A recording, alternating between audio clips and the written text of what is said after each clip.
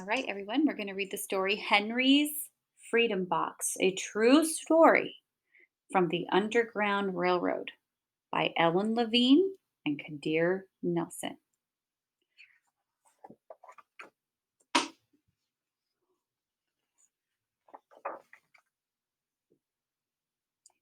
Henry Brown wasn't sure how old he was.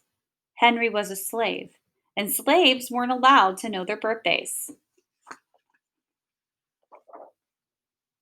Henry and his brothers and sisters worked in the big house where the master lived.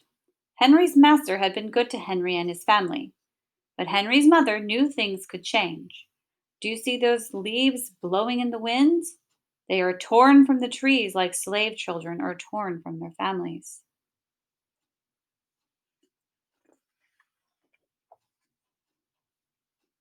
One morning, the master called for Henry and his mother. They climbed the wide staircase.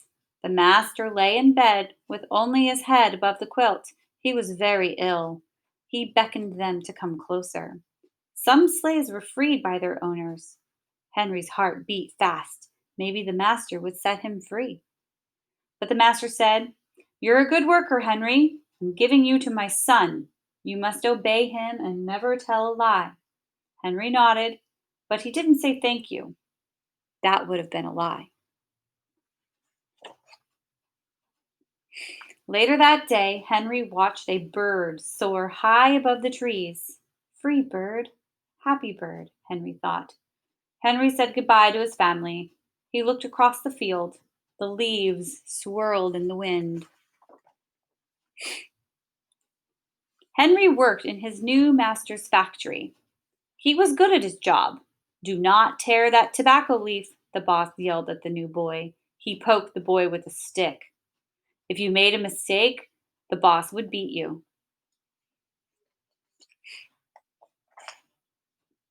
Henry was lonely. One day he met Nancy, who was shopping for her mistress. They walked and talked and agreed to meet again. Henry felt like singing, but slaves didn't dare sing in the streets. Instead, he hummed all the way home. Months later, Henry asked Nancy to be his wife. When both their masters agreed, Henry and Nancy were married. Soon there was a little baby, then another and another. Henry knew that they were very lucky. They lived together even though they had different masters. But Nancy was worried. Her master had lost a great deal of money. "I'm afraid he will sell our children," she said. Henry sat very still. Henry worked hard all morning. He tried to forget what Nancy said. His friend James came into the factory. He whispered to Henry, "Your wife and children were just sold at the slave market." "No!" cried Henry. Henry couldn't move. He couldn't think. He couldn't work. "Twist that tobacco," the boss poked Henry. Henry twisted tobacco leaves. His heart twisted in his chest. At lunchtime, Henry rushed to the center of town. A large group of slaves was tied together. The owner shouted at them. Henry looked for his family. "Father, father!" Henry watched his children disappear down the road. Where was Nancy? He saw her at the same moment she saw him. Then he wiped away his tears. Nancy, too, was gone.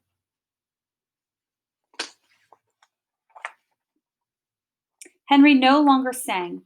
He couldn't hum. He went to work, and then at night he ate supper and went to bed.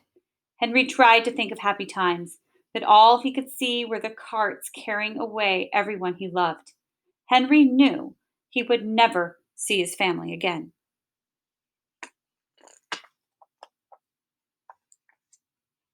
Many weeks passed. One morning, Henry heard singing. A little bird flew out of a tree into the open sky, and Henry thought about being free. But how? As he lifted a crate, he knew the answer. He asked James and Dr. Smith to help him. Dr. Smith was a white man who thought slavery was wrong. They met early the next day at an empty warehouse. Henry arrived with a box. "I will mail myself to a place where there are no slaves," he said. James stared at the box, then at Henry. What what if you're caught and someone hears you? I will cover my mouth and hope, Henry said. Dr. Smith wrote on the box, to William H. Johnson, Arch Street, Philadelphia, Pennsylvania. Henry would be delivered to friends in Philadelphia. And then he printed on the crate with big letters, this side up with care. Henry needed an excuse to stay home, or the work boss would think he had run off. James pointed to Henry's sore finger, but Henry knew it wasn't bad enough. He opened a bottle of oil and vitriol. No, cried James. Henry poured it on his hands. It burned his skin to the bone. Now the boss would have to let him stay home. Dr. Smith bandaged Henry's hand. They arranged to meet the next morning at 4 o'clock.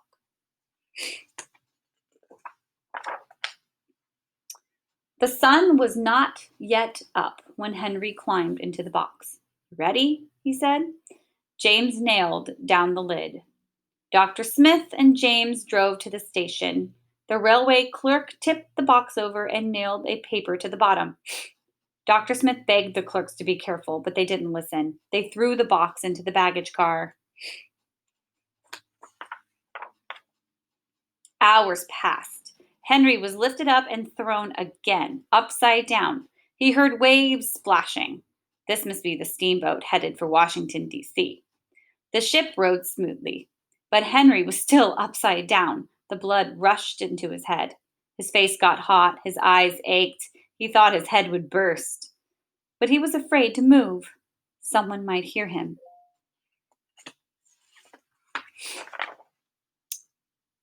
I'm tired of standing, someone said. Well, why don't we move that box and sit on it, said another. Henry held his breath. Could they be talking about his box? Henry was pushed. The box scraped the deck. Now he's on the right side, now on his left, and suddenly, right side up. What do you think is in here? Said the first man. Mail, I guess, said the other.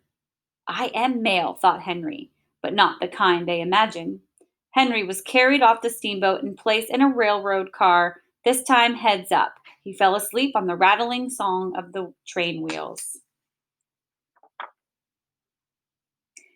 He awoke to loud knocking. Henry, are you all right in there? All right, he answered.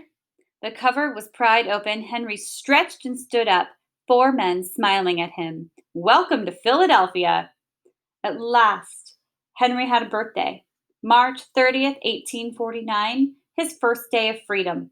And from that day on, he also had a middle name. Everyone called him Henry Box Brown.